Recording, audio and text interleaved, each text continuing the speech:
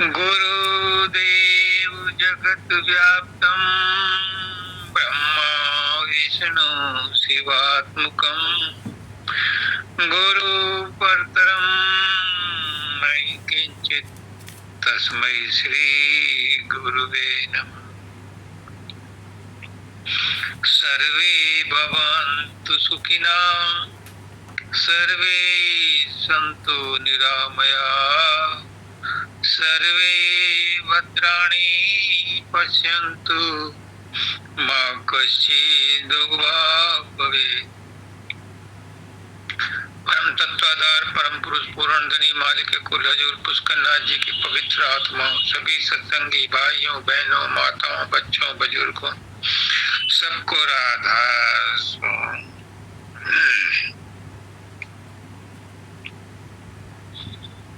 आज प्रीति ने जो सत्संग दिया तबीयत प्रसन्न हो गई।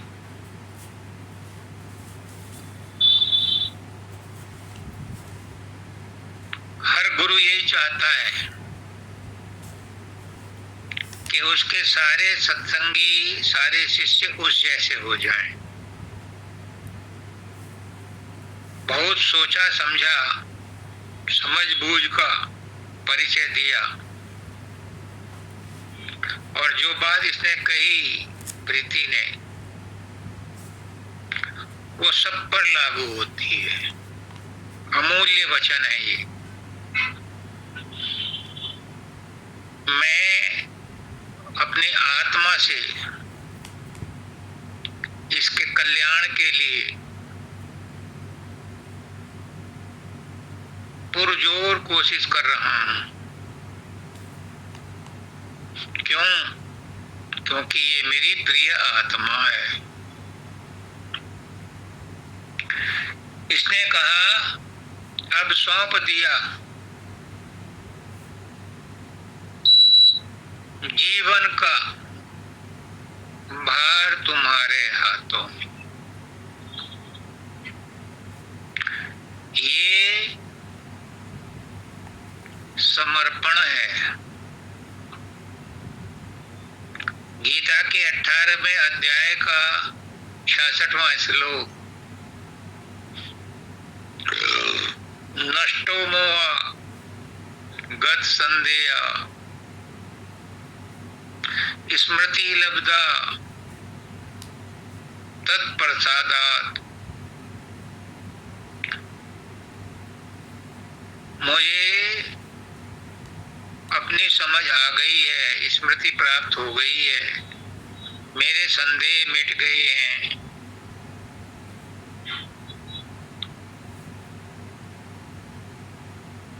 मुझे बोध हो गया है अपना कि मैं कौन हूं। आपकी कृपा से अब मैं वो करूंगा जो आप कहेंगे। यानी उसने समर्पण कर दिया। आज प्रीति ने भी सबके बिहाफ पर और अपने सेल्फ के बिहाफ पर समर्पण कर दिया कि अब सौंप दिया इस जीवन का सब भार तुम्हारे हाथों में। जब कोई जीव अपना अहंकार भूलकर अपना हैपना भूलकर अपना वजूद भूलकर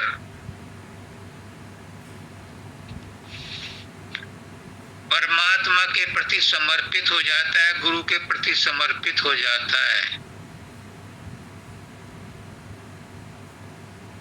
तो परमात्मा भी वही गुरु है। गुरु और परमात्मा एक ही है। उसकी रक्षा का भार स्वयं उठा लेते हैं। योग सेवम बहम्या। लेकिन हम अपना अहंकार अपना हैपना अपनी अकड़ छोड़ ही नहीं पाते। गांठ वहीं बंधी रह जाती है। अगर वो गांठ खुल जाए, अहंकार की गांठ खुल जाए वो त्रिकुटी में जाकर के ही खुलती है, उससे पहले नहीं खुलती।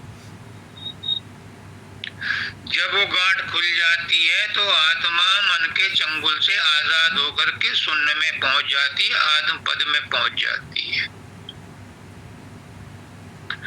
अर्जुन की भी नहीं मिटी थी, अर्जुन की भी नहीं खुली थी वो गांठ। कहने को औपचारिकता बस कह दिया था उसने कि नष्टो मोहा, मेरा मोह नष्ट हो गया है, मुझे अपना ज्ञान हो गया है, मुझे अपनी समझ आ गई है, अब मैं वही करूंगा जो आप कहेंगे। अगर पूरी तरह से समझ में आ गई होती, गांठ खुल गई होती, वो त्रिकुटी पार कर गया होता, तो अभिमन्यु के मरने पर आत्महत्या करने को तैयार ना होता। कहने को तो कह दिया था उसने, लेकिन भेद रह गया था, पूरी तरह समर्पण नहीं हुआ था।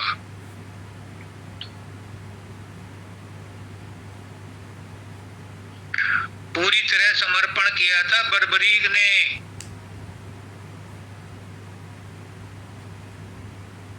जब कृष्ण भगवान ने कहा कि तेरा अंत होना जरूरी है, क्योंकि वो कौरवों की तरफ से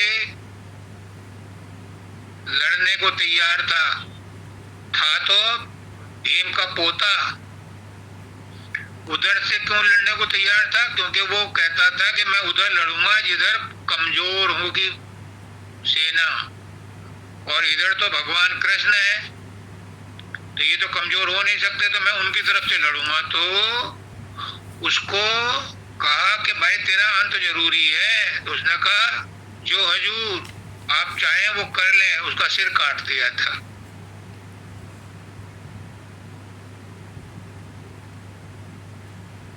कहने का मतलब ये है कि खेवटिया से मिले रहना। अगर आपने सब भार सौंप दिया है गुरु के ऊपर, तो अब खेवटिया से मिले रहना, खेवटिया पर विश्वास करना। वो जिधर भी लगाए, जिस किनारे पर लगाए, वहीं पर तुम्हारी मंजिल पर ही लगाएगा। ये मत नुक्ताचीनी करना कि ये किधर ले जा रहा है। रामकृष्ण परमहंस कहते हैं फेंक दो चप्पुओं को, पाल को खोल दो, हवाएं जिधर ले जा रही हैं उधर ही जाने दो नाव को, क्योंकि मालिक को पता है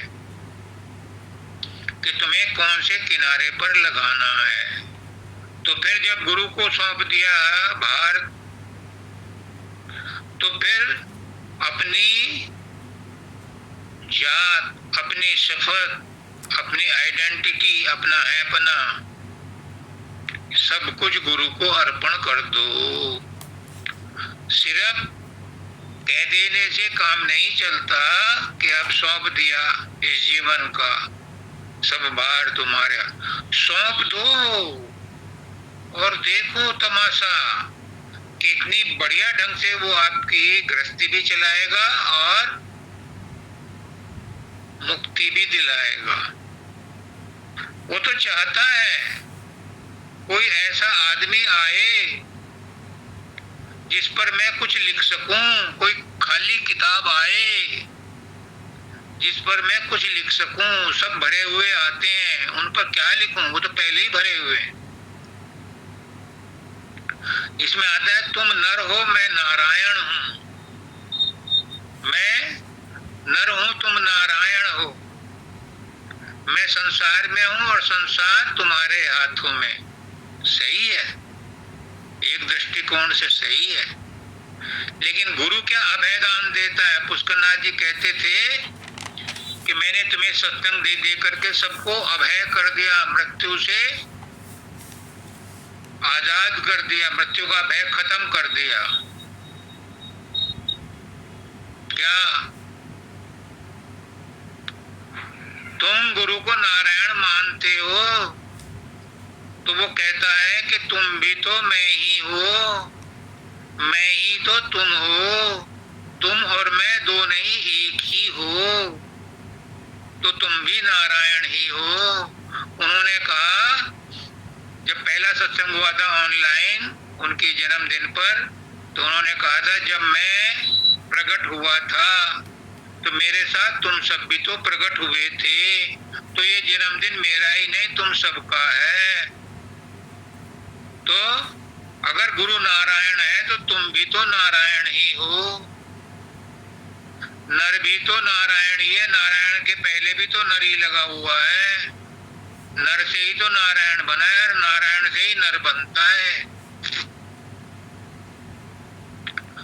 संसार में आप हो और परमात्मा संसार से बाहर है, तो गुरु भी तो यही कहता है कि संसार में रहो लेकिन संसार से चिपको मत, तो तुम भी संसार में नहीं हो, फिर संसार तुम्हारे हाथों में आ जाएगा, तुम संसार में नहीं रहोगे, तुम गुरु के जैसे ही हो जाओगे। गुरु की बात को मानो, कहते हैं कि संसार से चिपको मत, संसार की कोई चीज ले लो, कभी इंसान को आकर के नहीं पकड़ती, इंसान ही संसार की चीजों को पकड़ करके लाता है और अपना बनाता है।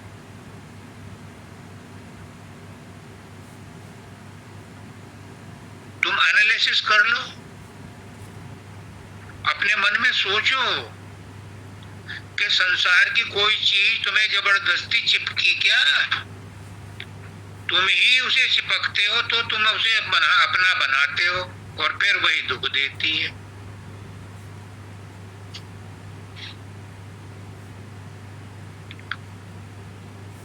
अगर तुम उसे अपना ना बनाओ, अपना ना मानो,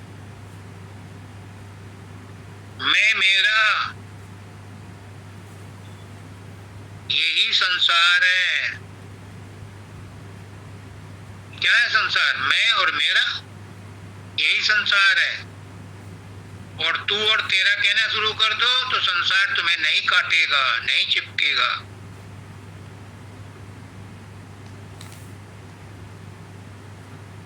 समझने की बात है। सत्संग में आए हो, मैंने अभी डिक्लेयर किया था कि इस बार मालिक की मौज है, सभी सत्संगी इस बार थोक में जाएंगे, कोई नहीं रुकेगा। मालिक की मौज, बहुत दिन हो गए कष्ट उठाते हुए, सबको ले जाएंगे। लेकिन कोई ये मत कहना कि मेरे भरोसे ना रही हो, फिर उसके लिए गुरु कुछ नहीं करेगा। जो कहता मुझे संसार अच्छा लगता है, उसे गुरु संसार से जबरदस्ती नहीं छुड़ाएगा। तुम्हें सबको ले जाने की गारंटी है, लेता है गुरु, लेकिन साथ में कहता है कि संसार से मत चिपको। और अगर तुम संसार से चिपकोगे, तुम्हें संसार अच्छा लगता है, तो फिर गुरु की गारंटी पर कोई भरोसा मत रखना, क्योंकि गुरु की गारंटी सिर्फ उन्हीं के लिए है जो उसकी बात पर विश्वास करते हैं। थोक में ले जाएगा, गारंटी है, लेकिन उन्हीं को ले जाएगा जो जाने को तैयार है, जिन्हें संसार से मोहब्बत नहीं है, जिन्हें संसार में रुचि नहीं है, जिन्हें संसार की चीजें अच्छी नहीं लगती, उन्हें वो ले जाएगा। ये मैं लिख करके देता हूँ हैसियत गुरु की। मैं गुरु नहीं हूं, लेकिन मैं जगत गुरु हूं। मैं ये बात आज डिक्लेयर कर रहा हूं दावे के साथ कि तुम्हें सबको ले जाएगा गुरु, बशर्ते तुम उसकी बात को मानो। यानी संसार से मोहब्बत छोड़ो, संसार को अपना मत मानो, संसार को सुखालय मत मानो। संसार में मन मत लगाओ। और फिर अब मैं थोड़ा सा स्ट्रांग वे में कहता हूं, क्योंकि गुरु सारे ही तरीके अपनाता है, डांटता डपटता भी है, प्यार से भी समझाता है। तुम्हारा अपना है क्या? क्यों अकड़े बैठे हो? तुम्हारा अपना है क्या? तुम्हारा अपना शरीर तुम्हारा नहीं है। और की तो बात छोड़ो, जमीन जायदाद, परिवार, यार दोस्त, रिश्तेदार, उनकी तो बाद में बात करना। तुम्हारा तो अपना शरीर भी तुम्हारा नहीं है, तुम्हारा तो मन भी तुम्हारा अपना नहीं है। तुम्हारा मन कहाँ तुम्हारा कहना मानता है? किस बात पर अकड़ करते हो? मैं झटका दे रहा हूं तुम्हें। क्या है तुम्हारा अपना जिसमें तुम नाच रहे हो इस संसार में? तुम यात्री हो, यात्री बन करके रहो। माली हो, माली बन के रहो। तुम्हारे संरक्षण में जो परिवार दिया है उसे पालो परोसो, लेकिन मालिक मत बनो। मालिक तो वही है जो है, हम तो सिर्फ संरक्षक हैं। तो अपने आप को संरक्षक ही मानो, मालिक मत मानो। काम वाली आती है, काम करके चली जाती है। खाने बनाने वाली आती है, खाना बना के चली जाती है। बच्चे स्कूल में जाते हैं, वहां पढ़ते लिखते हैं, घर वापस आ जाते हैं। क्रेच में बच्चे छोड़ के जाते हो, शाम को ले आते। कोई उन्हें चिपक कर नहीं बैठता कि मैंने इसकी इतनी देखभाल की है, मैंने इसकी इतनी सेवा की है, इस पर मेरा हक कोई नहीं कहता। तो फिर तुम इस परिवार में, इस संसार में क्यों अपना हक जमाते हो?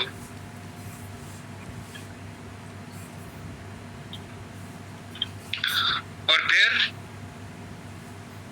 इससे भी ऊपर की एक बात और समझ लो। अब बड़े प्यार से समझा रहा हूं। तुम जो भी कर रहे हो, जो भी तुम कर रहे हो, जो भी तुम कर रहे हो, तुम कुछ नहीं कर रहे, मैं करा रहा हूं तुमसे। तुम क्यों करता बनते हो? करने वाला तो मैं हूं, जिम्मेदारी मेरी है। तुम क्यों सोच करते हो? तुम क्यों चिंता करते हो? पुष्करनाथ जी कहते हैं, सब करनी मैं आप कराऊं, पहुंचाऊं दूर दरबारा, और तुम्हारी चिंता मैं मन राखी, तू अचिंत रह धरो। तुम क्यों चिंता करते हो? जब गुरु सब कुछ करवा रहा है तो करवाने दो उसे, छोड़ दो सब अकड़, छोड़ दो परिवार को भी उसी के पल्ले। निश्चिंत हो जाओ, पर निश्चिंत हो तो जाओ, भूल जाओ कि क्या रिजल्ट मिलेगा। तुमने काम कर दिया, मैंने करवा लिया, तुमने काम कर दिया। अब भूल जाओ कि क्या फल मिलेगा, वो मेरे हाथ में, मैं दूंगा। और जिसके जो उचित है वही फल मिलेगा, न कम न ज्यादा। तो तुम क्यों चिंता करते हो? तुम किस भ्रम में पड़े हो? किस भ्रम में है पड़ा? औरों की बातें छोड़ दे, काम में लग अपने, कर ले अनुकूल सब, कर्म कर अनुकूल सब।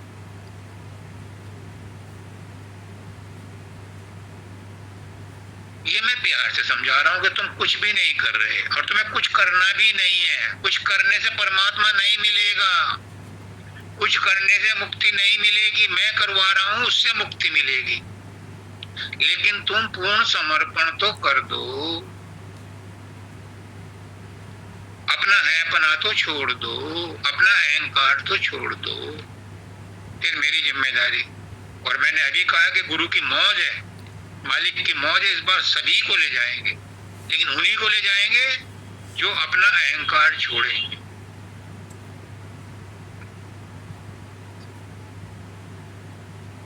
ये है बने का अहंकार, बहुत छीना अहंकार है। जो कहते हैं मुझे अहंकार नहीं, उसे भी अहंकार है। मैं हूं, ये बहुत बड़ा अहंकार है।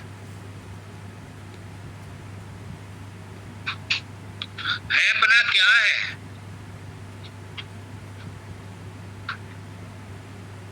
एक है आत्मा जो परमात्मा है, समझ लो। आज जो कुछ भी है वही है, आत्मा ही परमात्मा है। वो कहे कि मैं ही सब कुछ हूं, तब तो मानने वाली बात है, क्योंकि वो सब कुछ है। लेकिन उसका जबान नहीं, वो कहती नहीं, ना आत्मा कहती है ना परमात्मा कहता है, क्योंकि आत्मा और परमात्मा एक ही है। तो आत्मा भी नहीं कहती कि मैं हूं, और परमात्मा भी नहीं कहता मैं हूं। तो ऋषि क्या कहते हैं? वह है, वो हूं नहीं कहते, है कहते हैं। वह है, आत्मा है, परमात्मा है। वह है को है ही रहने दो, तुम्हारी सब समस्याओं का समाधान हो जाएगा। जब वो है हूं में बदल जाता है, तो ये शरीर की पहले हूं बन जाती है कि मैं शरीर हूं, मैं मन हूं, मैं आत्मा हूं। जहां हूं है, बस वही गांठ है, उसको है में ही रहने, और वो है ही है। तो है बने का अहंकार ऐसे ही जाता है कि उसे हूं में मत आने दो, कन्वर्ट मत होने दो। वो है तो है में ही रहने दो।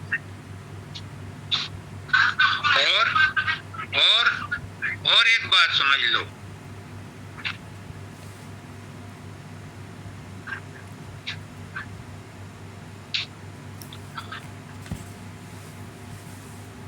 वर्ष टू वर्ष खराब से खराब हालत में भी कुछ भी हो जाए, कुछ भी विचार आ जाए, कुछ भी हो, तुम ये समझो कि जो है वो गुरु ही है, वो परमात्मा ही है। अगर मन में गंदा विचार आए तो मन भी गुरु ही है, वो गंदा विचार भी गुरु का ही है। तो तुम्हारा क्या बिगड़ेगा, क्या वो बिगाड़ेगा?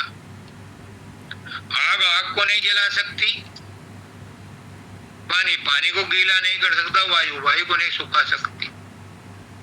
तो वो विचार भी आपको नहीं करेगा कुछ।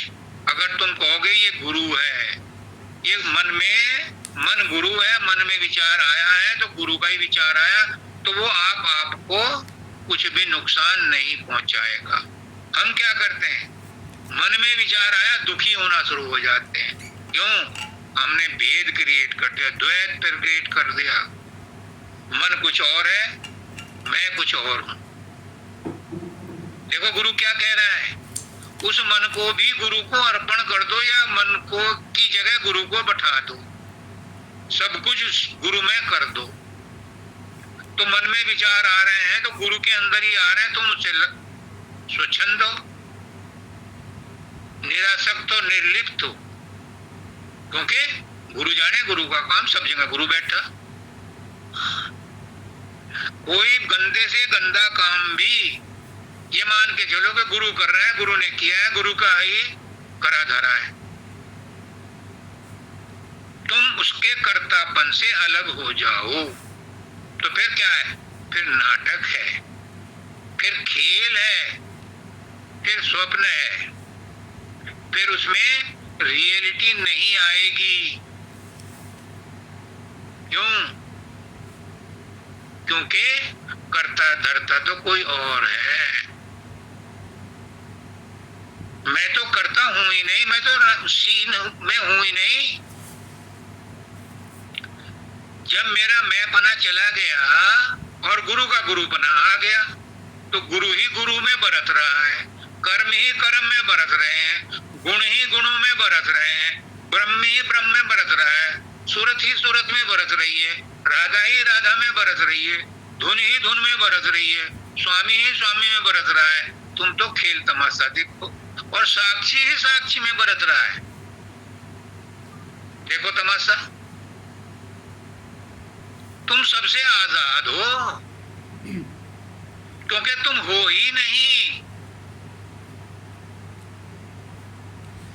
आजाद और बंधन का तो सवाल वहां पैदा होता है जहां तुम्हारी हैसियत हो, जहां तुम्हारा अस्तित्व हो। तुम्हारा तो अस्तित्व है ही नहीं, है में अस्तित्व है, और है वही है, उसी का अस्तित्व है। वो जैसे खेल खिला रहा है, खेल रहा है। तुम्हारे बस में कुछ नहीं है, कुछ मत करो, सिर्फ सिर्फ सिर्फ शरणागति की अवस्था में रहो कि जो कर रहा है अच्छा हो। जो करिए गुरु करिए, गुरु जो करिए भला करिए। फिर मैं क्यों परेशान हूं? मैं हूं ही नहीं। और अगर मेरा अस्तित्व है, साक्षी रूप में है, तो मैं क्यों परेशान हूं? जब गुरु कर रहा है तो गुरु कर रहा है, मैं तो उसके हाथ का खिलौना हूं। मैं बना खिलौना तेरा, गुरुवर बना खिलौना तेरा, जैसा चाहे खेल खेल लो, क्या बिगड़ेगा मेरा। लेकिन ये कर नहीं पाते, अहंकार आ जाता है, मुझे बचा लो। अरे तू है कौन मुझसे डिफरेंट? मुझसे अलग कोई हो तो मैं उसे बचाऊं? सब कुछ तो मेरे अंदर ही है, तुम सब मेरे अंदर ही हो, तो बचाऊं किसे? सब में तो मैं ही हूं, मुझसे अलग कौन है?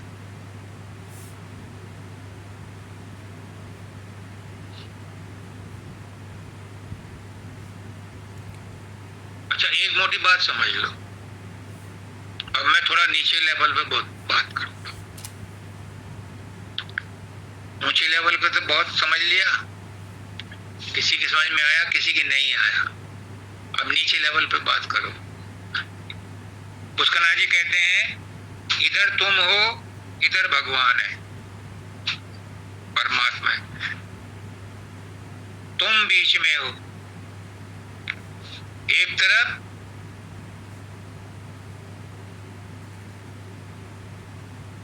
तुम हो, यानी एक तरफ संसार है, एक तरफ भगवान है, और बीच में तुम हो। अब बात बन गई। अगर तुम संसार की तरफ जाते हो तो भगवान से दूर हो जाते हो, और भगवान की तरफ जाते हो तो तुम संसार से दूर हो जाते हो। ये पुष्करनाथ जी ने बताया। अब मैं तुम्हें और एक स्टेप आगे बताता हूं। क्या?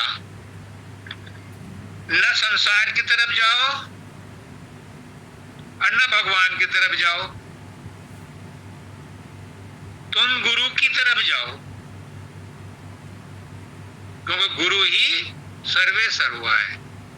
भगवान भी गुरु के अंडर में ही है, तो तुम गुरु की तरफ जाओ। और गुरु कहाँ है?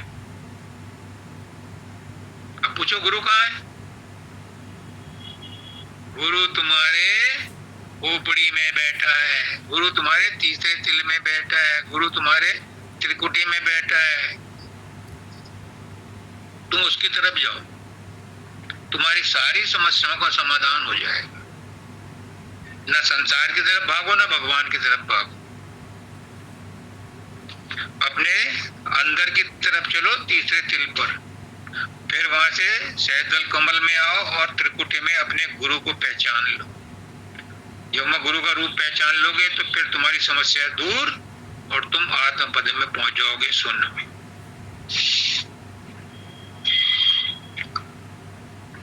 सबने कहा और सब मानते हैं, और मैं भी मानता हूं, और अब तक भी मानता हूं, आज भी मानता हूं, अभी भी मान रहा हूं कि ये मन बहुत शक्तिशाली है। आत्मा और परमात्मा एक हैं, एक हैं, एक हैं। कितनी बार कहूं? एक हैं। आत्मा और परमात्मा एक है, कोई आत्म दर्शन नहीं, कोई परमात्मा दर्शन नहीं।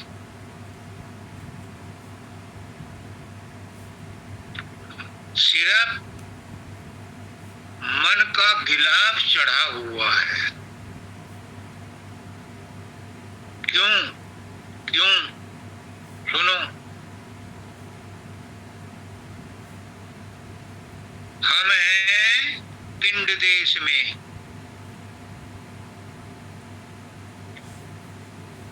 यहाँ है अंड देश मन,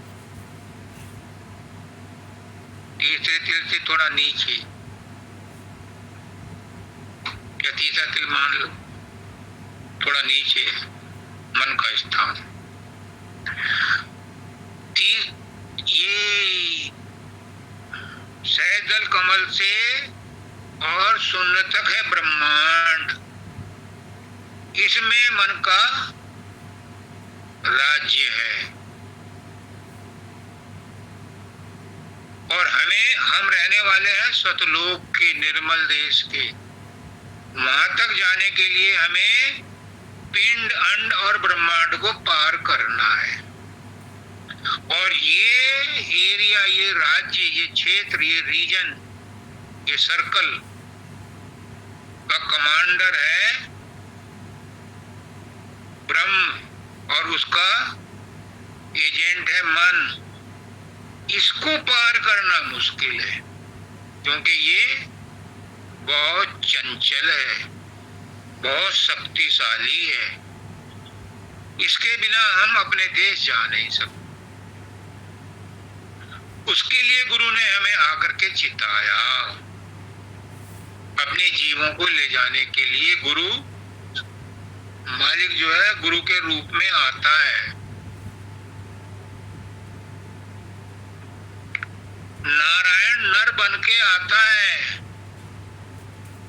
नर के रूप में आता है नारायण, वो परमात्मा, क्योंकि हम उसे पहचान सकें, उससे बात कर सकें, वो हमसे बात कर सके और हमें हमारे घर का पता बता सके, हमारे माँ बाप का नाम बता सके। वो कहता है कि जब तक तुम्हारा मन अशांत है, तुम कितने ही योग अभ्यास कर लो, अशांत मन से जो भी करोगे वो सब अस्त व्यस्त ही होगा। इस मन को शांत कर लो। अभी आचार्य वंदिता ने कहा कि मन को शांत कर लो तो आत्मा का अनुभूति आसानी से हो जाएगी। क्यों? क्योंकि मन ही बीच में दीवार है, ब्रज की वाड़ है। इसको शांत करने के लिए क्या करें? इसके लिए ही गुरु आता है। साधन अभ्यास इसी को शांत करने के लिए कराया जाता है, वरना सतलोक में जाने के लिए कोई अभ्यास करने की जरूरत नहीं है, क्योंकि सुरत और शब्द तो एक ही है, आत्मा और परमात्मा तो एक ही है। उसके लिए क्या अभ्यास करना? जो इजीली अवेलेबल है। अभ्यास तो उसके लिए करें जो अप्राप्त हो। ये तो प्राप्त है, पहले से ही प्राप्त है, ये तो एग्जिस्ट करती है, बस छुपी हुई है माया के पीछे, यानी मन के पर्दे में छिपी हुई है। इस मन के पर्दे को हटाना है, उसी के लिए अभ्यास कराया जाता है, वरना परमात्मा को मिलने के लिए अभ्यास की कोई जरूरत नहीं। सूरत को सबसे मिलने के लिए कोई अभ्यास की जरूरत नहीं है। अभ्यास तो मन के पर्दे को हटाने के लिए किया जाता है। जिसका मन प्रेम से, समर्पण से,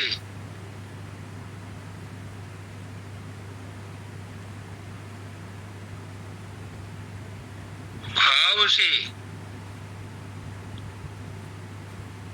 निर्मल हो जाता है, उसे कुछ भी करने की जरूरत नहीं। वो तो आत्मा और परमात्मा एक हैं, एक थे, एक ही हैं और एक ही रहेंगे, रहते ही हैं। ये मन को हटाना है, और मन हटता नहीं, मन को निर्मल बनाना है। और निर्मल बनाने के लिए गुरु आता है। क्या? या तो इसे मन को शब्द के साथ जोड़ दो। मन आशिक है लज्जतों का, इसे बहुत मजा आता है, रस आता है विषय वासनाओं में। अगर इसे शब्द का रस का चस्का लग जाए तो ये बाहर के विषय वासनाओं में जाना छोड़ देगा। इसलिए स्वामी जी महाराज कहते हैं कि सूरत मन के साथ त्रिकुटी तक हाथ जोड़ करके साथ साथ चलती है।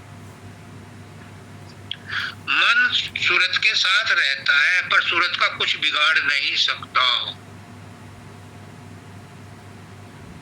साथ रहता है, सूरत में कोई खराबी मन के साथ रहने से आ नहीं सकती, साथ रहती है। इसलिए दोनों साथ साथ जब त्रिकुटी में पहुंचते हैं तो मन को रस मिलता है, मजा आता है और वो शब्द सुनते सुनते त्रिकुटी तक पहुंच जाता है और वहां उसका खेल खत्म। फिर वो सूरत उसके चंगुल से छुट करके सुनने में पहुंचती है। सुन भी ब्रह्मांड का ही हिस्सा है, लेकिन वहां पर 10वीं गली एक बना रखी है, 10वां द्वार, उससे खिसक जाती है वो। और जब महासुन में पहुंचती है वहां ब्रह्मांड का, ब्रह्म का कोई जोर जबरदस्ती नहीं है, वहां काल माया भी नहीं है, वहां कर्म का जोर भी नहीं, वहां प्रलय महाप्रलय भी नहीं है। महाप्रलय में महाशून्य फिर प्रकट हो जाता है, नष्ट नहीं होता। ब्रह्मांड पलट जाता है, ब्रह्मांड नष्ट हो जाता है, नया रचा जाता है महाप्रलय के बाद। तो दूसरी तरकीब है, एक तो तरकीब बताई मन को सूरत के साथ लगने दो, क्योंकि मन को रस आता है और शब्द का रस बहुत मीठा होता है, उसके साथ लग जाएगा तो काम हो जाएगा। दूसरा, गुरु से प्रेम कर लो। और इसे गांव की भाषा में समझा दूं तो मैं गांव का रहने वाला हूं, ठीक अनाड़ी हूं। जब हमारे गांव में 2 कुएं थे पानी के, एक खारी वाला था, तो गांव वालों ने मिलकर के, जब हम बच्चे ही थे, नया कुआं खुदवाया। वो दूसरी तरफ था, वहां पर मीठा पानी निकला, लेकिन उसका सप्लाई सोर्स कम था। तो सुबह से शाम तक इंतजार करती थी औरतें, और कोई जाकर के कहती थी कि हाँ पानी इकट्ठा हो गया, तो सब भागते थे मीठे पानी के लिए, भरने के लिए, घर लाने के लिए। लेकिन जब लाते थे और सबकी बाल्टियां उसमें जाती थी तो वो गंदा हो जाता था, गदला हो जाता था। तो ला करके उस घड़े को घंटे भर रख देते थे, फिर वो निथर जाता था। जब निथर जाता था तो खूब बढ़िया ढंग से पीते थे। उस समय हमारे गांव में नल नहीं खुदे थे, बाद में खुदे। जब जो स्वीपर था वो कुएं पे चढ़ गया, क्योंकि उसे कोई पानी देता नहीं था। पहले जो स्वीपर थे वो अपने घड़े नीचे रख देते थे, मेड़ उसके क्या नाम, जो उसकी वो होती थी कुएं की बनावट, तो वो उसमें पानी डालता था, तो वो अपना जब भर जाते थे वो ले जाता था कि एक बाल्टी आधा बाल्टी डाल देते थे उसमें। कुछ लोगों ने उनको डालना बंद कर दिया, तो उन्होंने जो है कुएं पर चढ़ गए। अब कुएं पर चढ़ गए तो जो मोमडन थे हमारे गांव में, उन्होंने लड़ाई झगड़ा नहीं किया, अपने नल खुदवा लिए। और चूंकि हमारा एक पड़ोस शेड्यूल कास्ट से मिलता था, एक पड़ोस हमारा ब्राह्मणों से मिलता था, और एक पड़ोस हमारा मोमडन से मिलता था। हम मोमडन के यहाँ से पानी ले आते थे, मीठा पानी मिलता। फिर बाद में हमारे घर भी खुद गया नल। कहने का मतलब ये है कि मन अगर चंचल है तो इसे निथर जाने दो, इसे शांत हो जाने दो।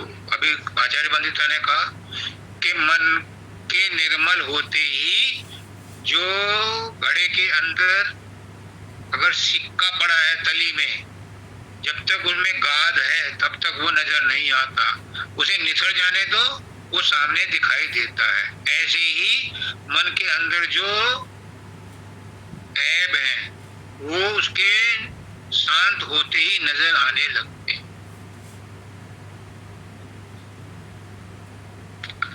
अब माताजी ने कहा कि ये तो दोनों का हो गया। माताजी ने कहा सत्संग लागी रहो रे भाई, तेरी बिगड़ी बात बन।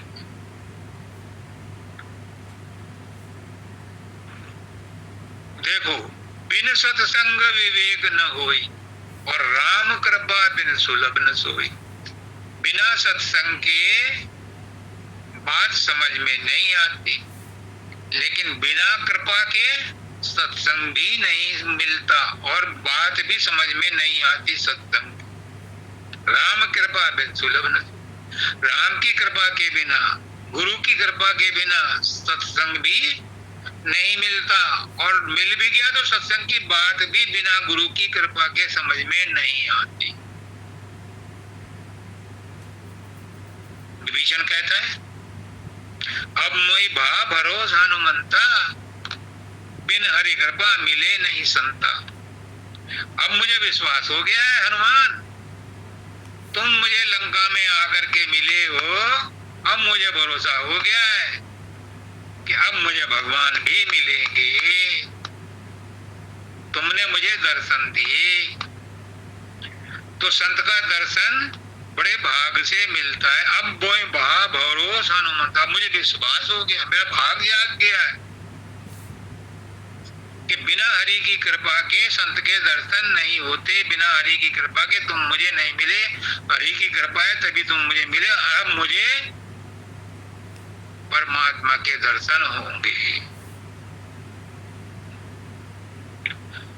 तो सत्संग में आ गए, सत्संग में और संग सत का हो गया, दुर्मति जाती रही और गुरु के मत का हो गया।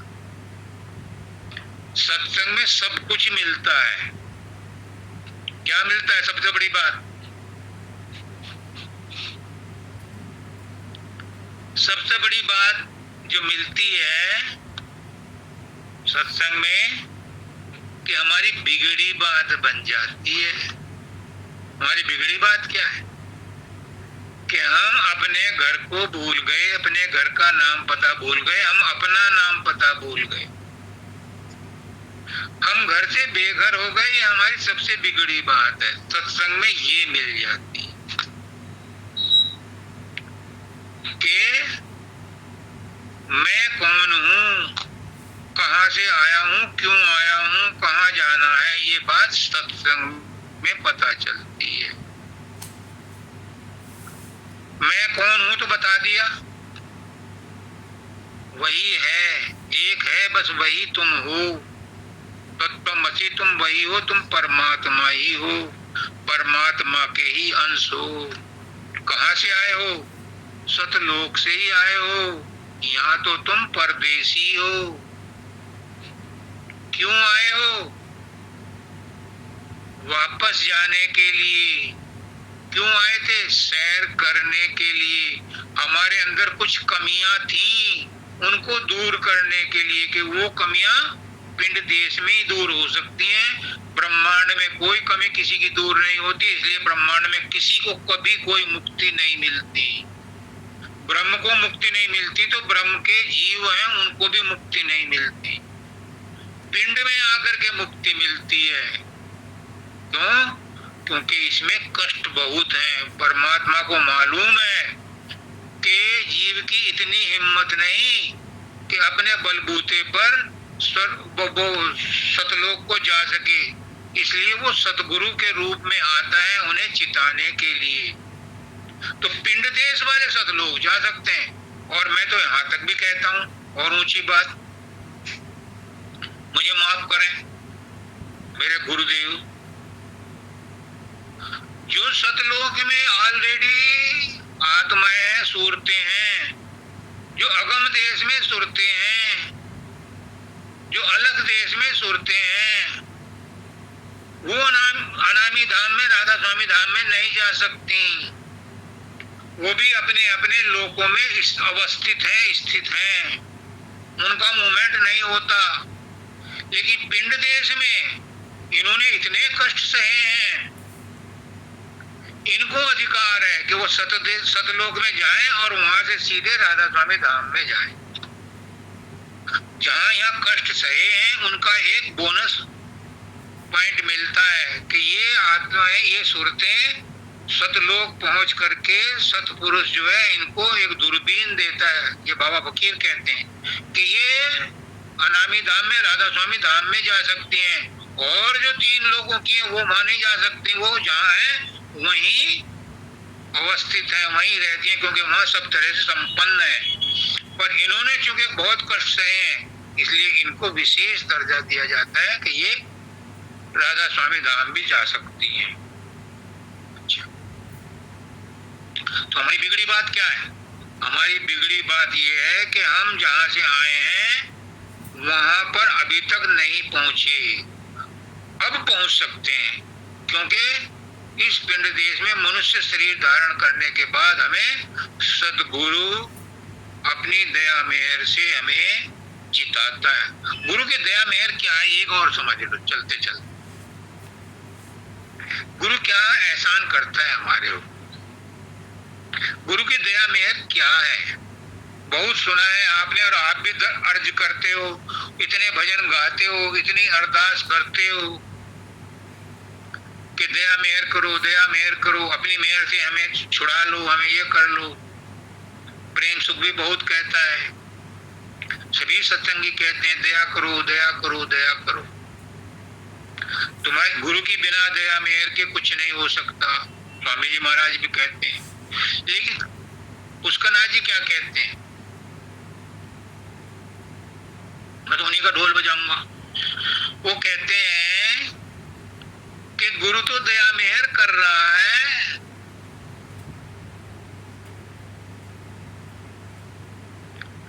गुरु तो ऑलरेडी दया मेहर कर रहा है, तुम्हें जो कुछ चाहिए तुम्हें दे रहा है। सांस चल रही है, देख रहे हो, सुन रहे हो, खा रहे हो, संसार में जी रहे हो, चाहे दुख में जी रहे हो या सुख में जी रहे हो, ये सब कुछ तो तुम्हें मिल रहा है, ये दया मेहर ही तो कर रहा है। और पिंड देश में तुम्हें जो कष्ट मिल रहे हैं और नरक में जो तुम्हें कष्ट मिलेंगे या मिले हैं वो भी उसी की दया मेहर है। तुम कहोगे कि नरक में भी दया मेहर है? हाँ, नरक में भी दया मेहर है। क्यों? क्योंकि कर्म ही हमने ऐसे किए थे कि हमें नरक का भोग भोगना पड़ा, और वहां से धुल करके साफ हो करके हम मनुष्य योनि में आए। सब उसी से प्रोसेस से होकर के आए।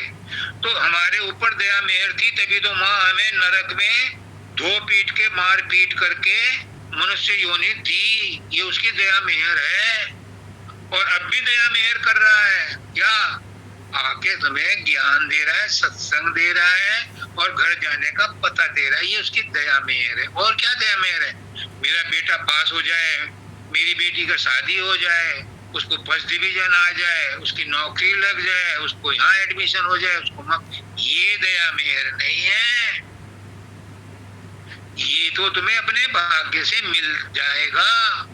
परमात्मा की या गुरु की दया मेहर ये है कि तुम्हें वहां का पता दे रहा है, तुम्हें सच्चाई बता रहा है। ये गुरु की दया मेहर कि तुम्हें सत्संग दे रहा है, सत्संग में सद्ज्ञान दे रहा है। ये है गुरु की दया मेहर।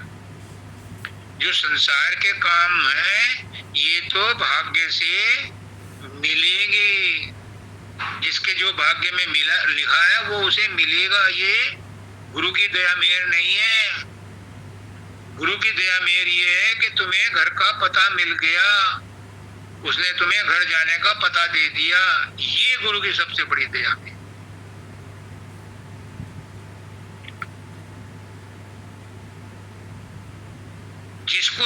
बात समझ में आ जाती है। उसको संसार में रहते हुए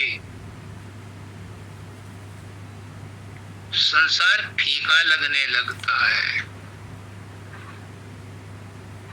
संसार में रहते हुए संसार में आसक्ति नहीं रहती।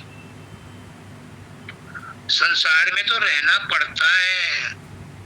संत महात्मा, पीर पैगंबर मुक्त होते हुए भी बंधन में बंध के आते हैं, और जितनी अवधि के लिए आते हैं यहाँ पर रहते हैं, लेकिन वो बंधन मुक्त अवस्था में रहते हैं, निर्बंध रहते हैं। जैसे आते हैं वैसे ही अपने धाम को चले जाते हैं। वैसे एक बात और बता दूं, कौन कहाँ से आता है और कौन कहाँ जाता है, ये भी सब ड्रामा है, नाटक है। जब आत्मा सर्वव्याप्त है, परमात्मा सर्वव्याप्त है, तो जहां भी संत होता है, जहां भी वो चोला छोड़ता है, जहां भी वो रहता है, जहां भी वो अपना कर्म करता है, उसके लिए सब जगह सतलोक है। ना मैं कहीं आता हूं ना जाता हूं, मुझे बंधन भी नहीं है, मुझे मुक्ति भी नहीं है। मैं अपने आप में स्वतंत्र हूं। मैं सतलोक में हूं, मैं राधा स्वामी धाम में ही हूं। कहाँ है? कोई ज्योग्राफिकल एरिया है? कहने सुनने के लिए, समझाने बुझाने के लिए स्टेजेस और मंडल समझा करके बताए जाते हैं, कहीं कुछ नहीं है। समझने की बात है। ये यहाँ से यहाँ तक की दूरी भी समझाने बुझाने के लिए है। सब जगह सब कुछ वही है, वरना उसकी सर्वव्यापकता में कमी आ जाएगी। एक से दूसरा है ही नहीं, सब कुछ वही है। तुम बेकार में कहते हो मुझे मुक्ति चाहिए, मैं भी बेकार में कहता हूं कि तुम्हें सबको मुक्ति दी जाएगी। अरे तुम सब मुक्त हो, क्योंकि तुम परमात्मा के, तुम मेरे गुरु के ही अंश हो, तुम मेरे ही अंश हो। और स्पेसिफिकली कह देता हूं, तुम सब मेरे ही अंश हो, मैं ही तुम्हारे अंदर व्याप्त हूं, मुझसे अलग कुछ भी नहीं है, और मैं सब जगह हूं तो सब जगह हूं, ना कहीं आना ना कहीं जाना। तुम कहाँ जाओगे? मेरे अंदर ही आओगे।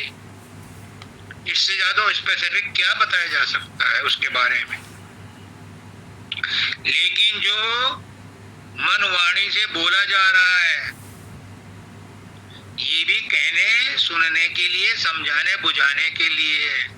हर एक के अंदर वही परमात्मा है, वही सदगुरु है। तुम सब भी वही हो। जो मैं बोल रहा हूं वो सब तुम हो।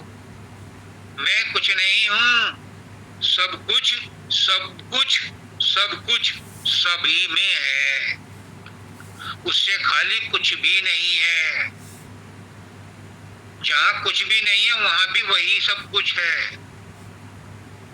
क्योंकि वही परमात्मा होता है, वही सदगुरु होता है। सदगुरु ही परमात्मा होता है। सब जगह ही सतलोक है, सब जगह ही राधा स्वामी धाम है, उससे खाली कुछ भी नहीं।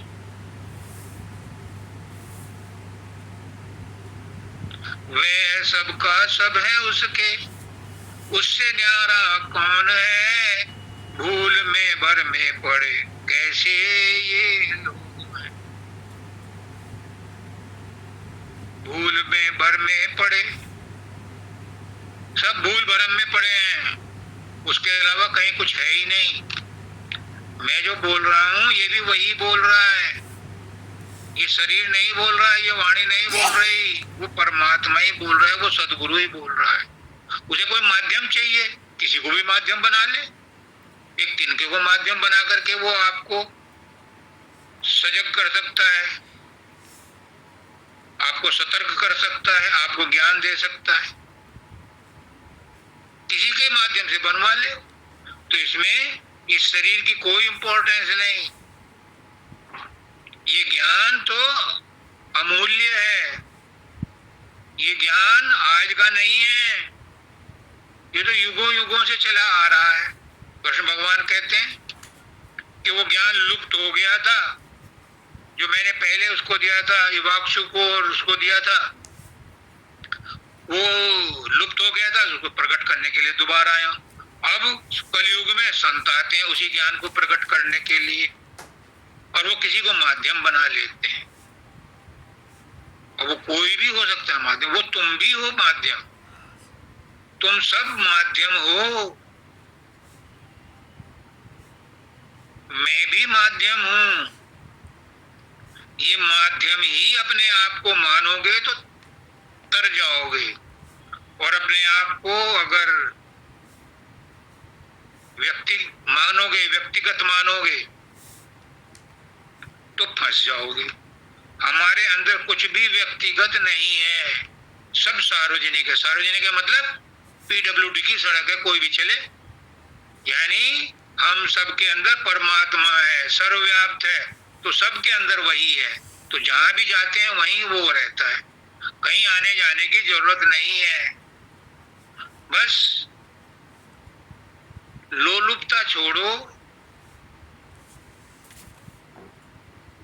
संसार से लगन छोड़ो, संसार में लिप्त होना छोड़ो, तो तुम परमात्मा ही हो, परमात्मा में ही हो।